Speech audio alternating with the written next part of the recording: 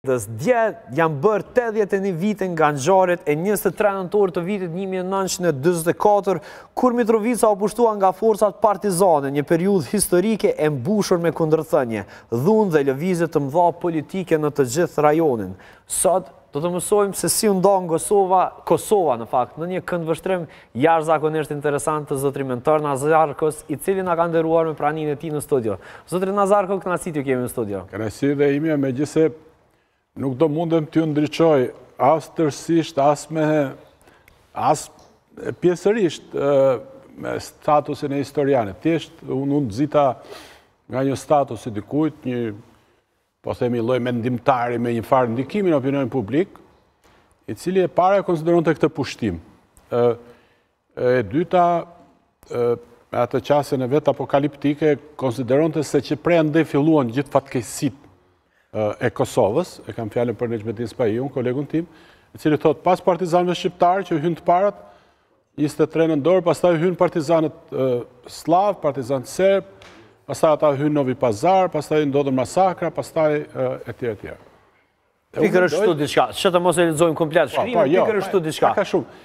Shiko, unë mendoj që ky është një lexim i gabuar i asaj që ndodhi, ose është vetëm një pjesë e mozaikut të leximeve apo të implikimeve të asaj që ndodhi.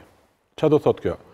Që po është e vërtetë që pushtimi italo-gjerman i Kosovës asaj kohe pjesë e Serbisë, pjesë e Jugosllavisë mbretërore, solli disa zhvillime pozitive. Bashkimin realisht me Shqipërinë, solli bashkimin dhe për hir vërtet patriot të mëdhenj që shërbyen asaj kohe Ministrisë të Arsimit, Ernest Koliqi e tjera, filluan një operacion jo thjesht shqiptarizimi, po akulturimit të këtyre vise duke hapur shkolla shqipe, të vjeçare të mesme, ndikimi i cilave ndihet edhe sot. Natyrisht, partizanët shqiptar, lufta jonë, lufta nacional shqiptare, ishte pjesë e një lufte që zhvillohej me e udhëhequr nga aleatët, të cilët është anglo-amerikanët, por edhe sovjetikët. Lëvizja jonë partizane ndonse edhe nga sovjetikët kishte udhëzimin që mos shndrojnë në luftë civile. Pra, madje pjesë e saj të ishin dhe të majtë dhe të djathtë, edhe mjaft që të ishin patriot, në udhëheqjen e Enver Hoxhës zgjodhi një drejtim sektar, do të thënë edhe u shndrua edhe në luftë klasash, pra ju kundërvu me egërsi edhe ballit kombëtar shqiptar, i cili ishte i pranishëm dhe këtu dhe kjo solli pra edhe viktimat shumëta në radhët e shqiptarëve. Natyrisht, ky rreshtim gjeopolitik megjithatë do duhet pranuar, ishte rreshtimi ynë i drejtë, pavarësisht kahjes sektare, që i dha Enver Hoxha. Rrështimi drejt në kuptimin e fituarës luftës, se fituam luftën. Ne fituam luftën dhe ne konsoliduam territorin. Por e humbëm Kosovën. Tani, këtu është një nga ato dilemat, por është dilem pas pilafit, do më thëmë pas asaj që ka ndodhur në 1940. E cila në ndonë edhe sot? E cila aso kohë, unë jap vetëm disa koordinata, cila pastaj kështë muhabeti gjatë për të trajtuar edhe një mision mes dite, por duke qenë pjesë e një bloku i cili ishte kundër pushtimit italo-gjerman që solli këto të mira, ne ishim detyruar që t'i përmbajshim atyre imponime që vinin nga ai blok. E para, e dyta, në marrëveshjen në atë kartën e Atlantikut, kishte një zotim sipas cilit pas çlirimit vendet do të ktheheshin në kufit që kishin patur më përpara. Pra, nuk kishte ndryshim kufish. As kërkesë për ndryshim të kufive? Tani, është e vërtetë që po ashtu jugoslavët, serbët e tjerë, kryen masakra të mëdha jo thjesht ndaj shqiptarëve, për cilat flet Necmetini, po dhe ndaj tazëm gjermanëve, dhe tazëm ndaj hungarezëve, ndaj shqiptarëve, ndaj kroatëve, dhe cilët konsiderohen si bashkëpunëtor me fashizëm. Pra ishte një pjesë e një lufte e egër klasës që vinte nga e majta në pushtet, nga e majta komuniste, titiste apo enveriste. A pati përpjekje për të vendosur fatin e Kosovës si në drejtimin e bashkimit, po pati. Nëse më është ajo mbledhja Bujanit, në cilën u vendosu. Konferenca e Prizrenit për cilën flet Nexhmedini vendosi për bashkimin me Jugosllavi. Për hir të vërtetës, po kjo është temë për të trajtuar, në vizitën e tij të parë dhe të vetme të Enver Hoxhës në Jugosllavi, në takimin e tij me Titon, Titoja i ka premtuar atij bashkimin me Shqipërinë. E Kosovës me Shqipërinë. Bashkimin e Kosovës me Shqipërinë, ama ja ka premtuar me skenarin e bashkimit të Kosovës me Shqipërinë si pjesë e një federate balkanike, në cilën do bënte pjesë Shqipëria, Bullgaria dhe Serbia dhe Jugoslavia, kjo është një pikë pyetje. Së dyti, a ja ka premtuar si pjesë e një republike të shtatë, pra në një Jugoslavi të riformuluar në cilën Shqipëria ajo ekzistuese. Pra, nëse ishte ndonjë ftesë në kuadër të këtij bashkimi, apo ishte një shkëputje e Kosovës? Ato historianët thonë, dhe kanë dalë dhe arkivat sovjetike që janë shumë interesante për këto, historianët thonë që aja ka propozuar në kuadër të republike të shtatë. Arkivat sovjetike thonë që Stalini e mbështeti idenë një federate ku do bënte pjesë dhe Bullgaria, por ndërsa Stalini mendonte që t'ishte Bullgaria i t'i printe kësaj treshe, Titoja donte që t'ishte Jugoslavia dhe që ishte numerikisht më e madhe. Por mba parasysh diçka. Jugoslavia asaj kohe doli shumë e fortë nga lufta. Imagjino, pretendoi dhe mori territori nga Italia apo nga vende tjera fqinj dhe Shqipëria s'kishte kur farë fuqie që t'impononte diçka. Së dyti, kjo mund të ngjajë, mund të tingëllojë kështu si po themi si paradoksale, por Jugoslavia asaj kohe na mbrojti në 1946 në konferencën e paqes me Italinë në Paris, ku Greqia rivendikonte Shqipërinë e Jugut. Pra, ja është quajtur ligji i luftës për cilën flitet edhe sot, mbështetet mbi pretendimin grek se Shqipëria na sulmoi bashkë me Italinë që 40-ën dhe ne e duam Shqipërinë e Jugut ku ka ortodoks, ku ka grekët. Jugoslavia e udhëhequr nga Eduard Kardeli, që ishte ministri i jashtëm, e mbrojti jugun e Shqipërisë. E mbrojti që ta përfshinte te Republika Shtatë, apo e mbrojti për ta përfshirë te kjo Federata Ballkanike. Kjo është mbrojti, nuk i vjen pra pas skema. Mbrojti dhe ka një fjali dhe me këtë e mbyllim këtë dritare historike që Eduard Kardeli tha kryeministrit grek të kohës atij Saldares, i tha: "Ti nuk e ke pretendim fetar, nuk e ke pretendim etnik, pretendimin tënd për Shqipërinë e Jugut. Ti do që ta ndash në mënyrë ekspansioniste. Ti dje më ke thënë mua në ambasadën jugoslave në Paris, që hajde të ndajmë mbi shkumbin ta merrni ju dhe në shkumbin ta marrim ne." Kjo në një farë mënyrë është mbështetje shumë e madhe në një konferencë cilën ne mund ta kishim humbur Shqipërinë e Jugut. Po, por a mund sipas që është në lëvizjet e kohës, në rrethonat e kohës gjithmonë të i pas parasysh, të ketë pasur një zgjidhje tjetër me Jugosllavinë për Kosovën? Nuk kishte asnjë mundësi, të thash, këto janë skenarët që hapeshin, që kishin probabilitet realizmi, pra ose Republikë e Shtatë, ose bashkim federativ, federat trepalshe, shqiptaro, jugoslavo, bulgare, për cilën shqiptarë do të kishin peshë të vogël. Natyrisht, ne plasim po sikur, edhe është një skenar, si kur t'ishim bashkuar atë në Republikën e Shtatë, mos vallë do ishim më të fortë brenda Federatës Jugoslave, mos vallë... Pastaj, imagjinata mund të jetë shfrenuar, nuk po futemi në atë pjesë. Këto ishin skenar që diskutuan. Ajo që ka, ajo gjëja tjetër e fundit që duhet të them është kjo, që sensi revizionist i historisë, veçanërisht luftës së dytë, glorifikimi i figurave, shndrrimi madje glorifikues i këtyre figurave të nacionalizmit shqiptar, Xhafer Deva etj. Si figura prekursore, paraprirës të idesë së kombit kosovar, të shtetit të ri kosovar, mendoj totalisht i gabuar dhe me karakter vetvrasës. Pse?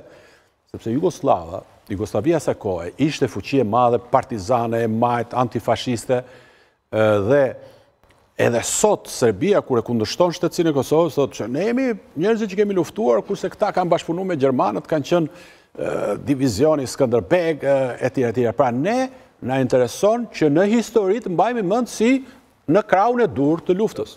Po, Por e hapëm kështu bisedën sepse realisht ky kosovarocentrizmi sikur duket e ka një lloj themeli pikërisht në atë pikë, do të thotë.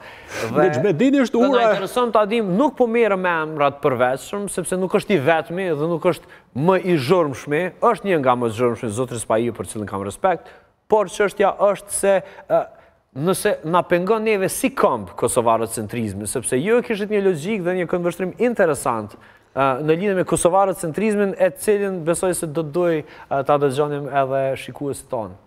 Shikoni, unë s'pari mendoj që ne jetojmë, ne si brez, ju si brez i ri, në një kohë të lavdishme për kombin shqiptar, sepse praktikisht kemi dy shtete.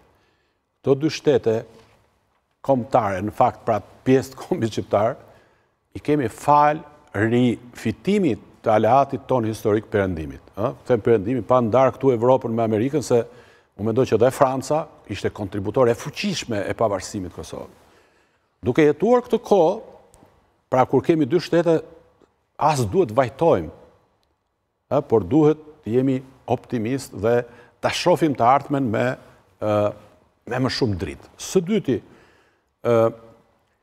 perspektiva e bashkimit ndoshta mund të imponohet dhe nga jashtë. Do me thëmë, perëndimi mund të thotë, nëse hymë në BE këta, pse të kemi dy Edi Rama ose dy Albin Kurti, po të kemi vetëm një, se dy vota janë shumë. Imagjinoni se si Rama tani po thotë, ama na pranoni dhe pa drejt vote dhe pa drejt vetoje, që janë prerogativat të antarit të BE. Së treti, fakti që jemi dy shtetet të mëvetshme, të cilët kultivojnë interesa edhe të veçantë ndonjëherë, që mund të jenë komplementar. Kjo nuk do të thotë që dy shtetet të mos bashkëpunojnë në nivelet të pa imagjinueshme dhe krejt të ndryshme nga ato që shohim sot. Së katërti, si mund të bashkëpunojnë? Unë jam krenar që me të cilësinë e një intelektuali, e miku të Arbe Xhaferit, e këshilltarit Bexhet Pacolli, e kam institucionalizuar idenë e mbledhjes së dy qeverive, që fillojnë për Prizren 2015, dhe pastaj vjojnë Pej e tjenë Tiranë, e cila pra ishte një kuadër bashkëpunimi si pas një konceptit të Arbe Xhaferit, një shkrim të ti të 2007, në fakt shkrim një referat një konferencë që organizova unë, skic për mbrodhësinë e përbashkët. Pra ka një kuadër se si mund të bashkëpunojmë. Edhe ky kuadër nuk është nacionalist në termin agresiv fjalës, është ta zëmë si që janë vëndet nordike, që kanë një lloj sekretariatit të vëndeve nordike. Pra, ne mund të bashkëpunojmë këtu kohë. Së pesti, ne duhet ta kultivojmë kulturën kombëtare, gjuhën standarde, dhe edhe vis-a-vis, do me thëmë përkundrejt, rivalëve tanë historik, me cilët kemi hesapet pa mbyllura, për shembull Serbin, ne duhet i qasemi si një kombë, ose si dy shtete. Pra, së mund t'i qasemi si Kosovarë Sërbisë, se pastaj Kosovarë janë edhe Sërbët e Mitrovicës e Veriut, janë edhe Boshnjakët edhe Turqit. Exact, ajo është një çështje tjetër që lidhet me identitetin kombëtar. Nëse flasim për kombë Kosovar, ç'a janë Serbët e Mitrovicës? Ç'a kanë dallim në Kosovë më shumë ata të cilët se pranojnë shtetësinë e Kosovës, nuk e pranojnë Prishtinën si qendër. Po janë pjesë e kushtetutës dhe flamurit. Sigurisht, po e kisha fjalën për këtë qasjen. Në diplomatësi, në marrëdhënie tradicionale, në marrëdhënie ndërkombëtare, duhet qasemi si një kombë, pavarësisht se jemi dy shtete. Që do thotë, duhet punojmë për t'ju qasur edhe Serbisë si një kombë. Në fakt, kjo është qasja e cila, me këtë nuk jam duke thënë atë që ai kolegu që ishte në emision e fundit Korabi, që të përgatisim të bëjmë dy ushtrit forta, e me ato dy ushtrit e forta, të përgatitemi që para se të na sulmojë Serbia, t'i bëjmë në të partë. Unë jam duke thënë që të ruajmë raport me perëndimin se kështu jemi më të fortë. Së dyti, të llogarisim gjithmonë interesin njëri tjetrit. Së treti, ne kemi mundur serbët si kombë. Që kjo është pak, po e sigurt. A mund ta imagjinoni të më optimistë që para një 30 vjetësh që do ndodhte kjo që ndodhi kurrë? Nuk mund të ndodhë. Është bërë mundur fal perëndimit, është bërë mundur fal luftës së UÇK-s. Tash ne duhet këtë kapital, këtë fitore të madhe gjeopolitike, që as mund të ndodhte sot. Vetëm imagjinoni, sikur të zhvendosësh ngjarjet 26 vjet po do ndodhte shrimi i Kosovës sot, kur ka konflikt, nuk ka kurrë nuk do ndodhte. Ka punë më të mëdha sot. Pra ne duhet këtë kapital, jemi dhe ne meritor si kombë, UÇK-ja, por ne duhet ta përdorim bashkë me Perëndimin dhe me Serbinë. Kosova nuk mund të bëjë dot asnjë lëshim. Çfarë kishte për të bërë, bëri. Madje i dha dhe gjithë elitën e vet politike e dorëzoi në Hag.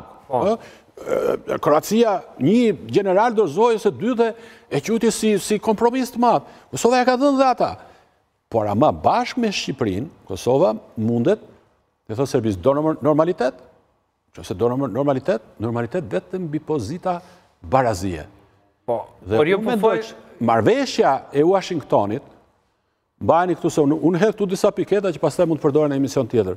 Pse Trumpi thot në mënyrë subkonscienciale, në mënyrë nënvetëdijsore, thot bëra paqe thot midis shqiptarëve dhe serbëve, se hesapi gjeopolitik që mendonte diplomacia amerikane aso kohë ishte që unë do të vendos, do të mbyll hesap, do të mbyll llogarit midis kombit shqiptar dhe kombit serb. Pra ishte hesap midis dy kombeve. Kjo ishte llogaria e tyre. Madje, prandaj edhe nëse mban mend Ramën këtu që tha nuk do jetë e largët dita kur të ketë një president përbashkët. Dhe pikërisht të jemi dy kombe, por jemi dy kombe, në fakt jemi dy shtete në probleme njëri tjetrin, jemi të involvuara 3 shtete, ndërsa jemi në konflikt 2 kombe. Tash, nuk jemi në konflikt. Kjo është konstelacioni nëse e cekim prej disa këndeve. Dhe çështja është kjo pra, cila është formula e zgjidhjes së këtij konflikti? A do dojë të kemi një zgjidhje të brendshme fillimisht Rama Kurti, hipotetikisht, pastaj të kalojmë në atë pjesë? Konflikt. Shikoj, nuk ka asnjë konflikt. Në kuptimin kërkoj ndjes e tërheq fjalën, jo konflikt, në kuptimin e koordinimit politik.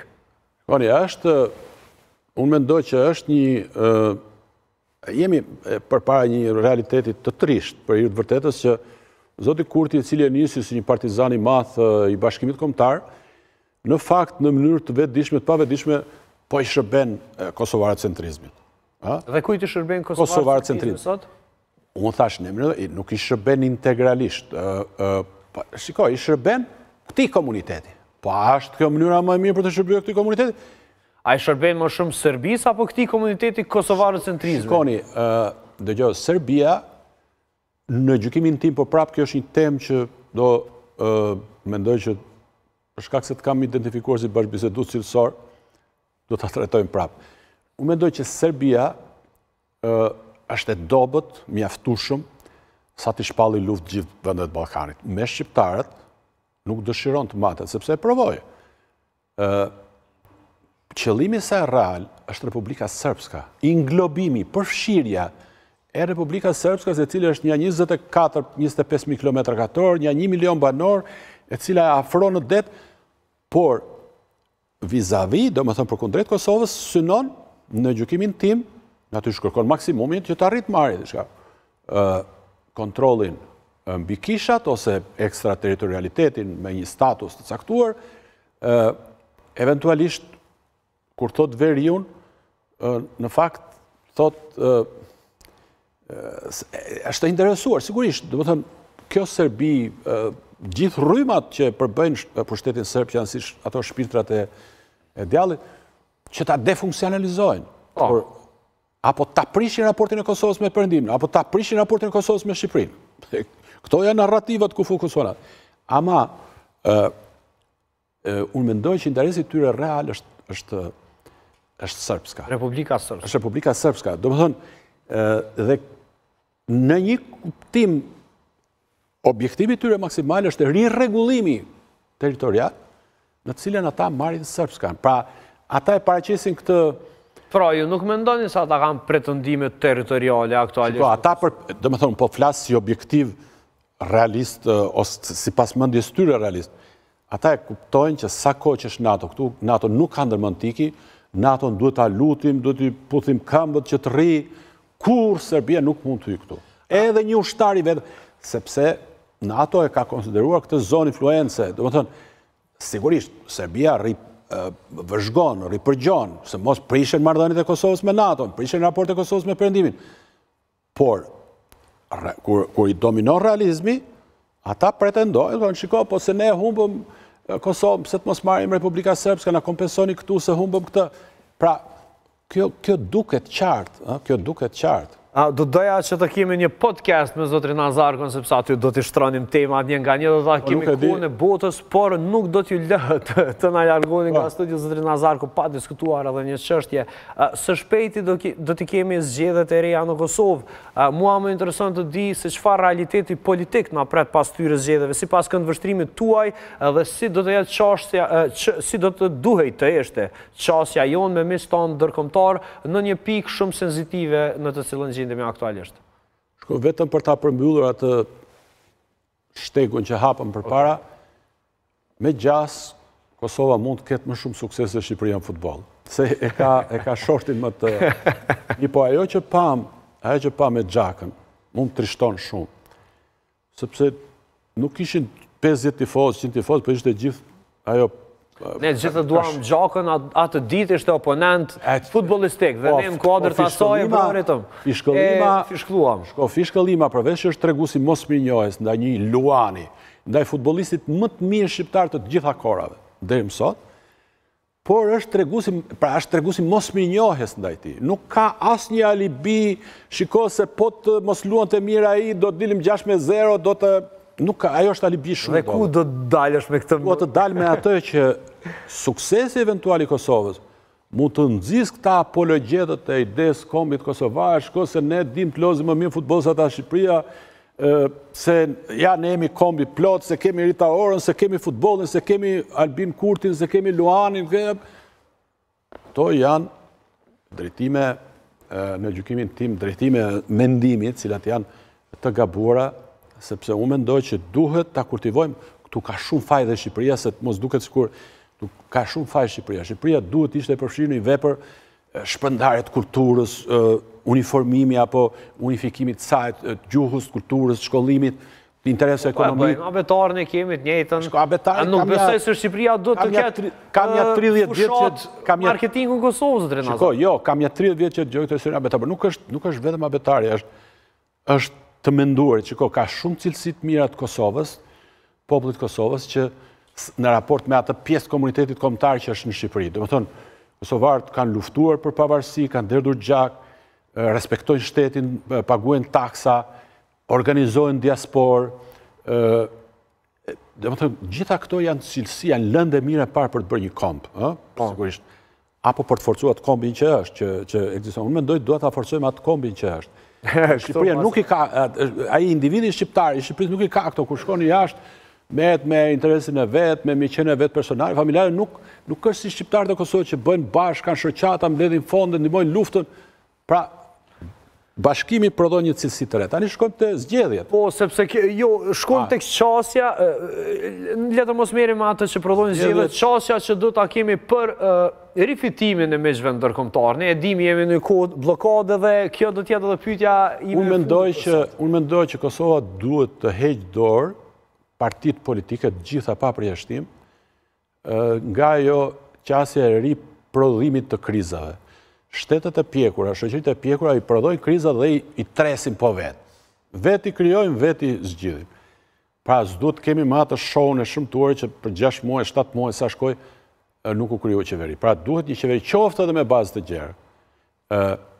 Një qeveri me bazë të gjerë e cila merr përgjegjësi përballë faktorit ndërkombëtar. Pse faktori ndërkombëtar i ka marrë ato masa ndaj Kosovës, sanksionet, përjashtimi nga ndihmat e tjera, sepse nuk ka dashur që të riprodhonte në Ballkan një situatë konfliktuale në cilën pastaj të kishte terren për ndërhyrjen ruse. Dhe si ti hekim?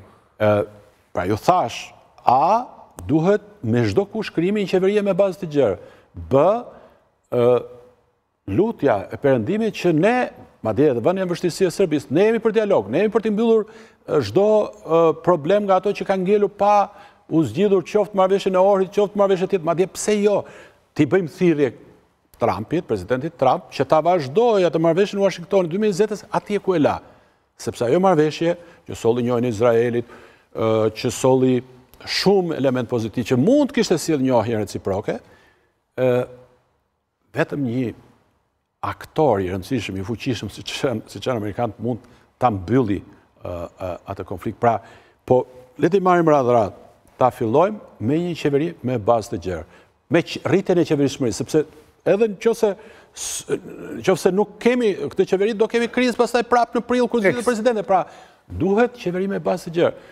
Opozita madje duhet ta kishe votuar buxhetin, ose duhet kishe votuar marrëveshjet ndërkombëtare, pavarësisht se vendos me shku në krizë. Pra, në gjykimin tim janë të dy krahët që kanë treguar pa pjekuri, që kanë treguar mungesë vizioni, dhe le të shpresojmë që mbas këtyre zgjedhjeve dhjetori, fryma që vjen nga diaspora t'i qartësoj, t'i kthjelloj këta politikanë. Zotëre Nazarko, le të shpresojmë që në të ardhmen afër të kemi mundësinë ta kemi një intervistë më të gjatë. Jam shumë i lumtur që sot deshit këtu dhe shumë falënderues që harxuat kohën me neve në Kosovë. Edhe për mua kënaqësi për shkak se bësh bisedues i mirë dhe natyrisht mua më pëlqen, më intrigon gjithmonë që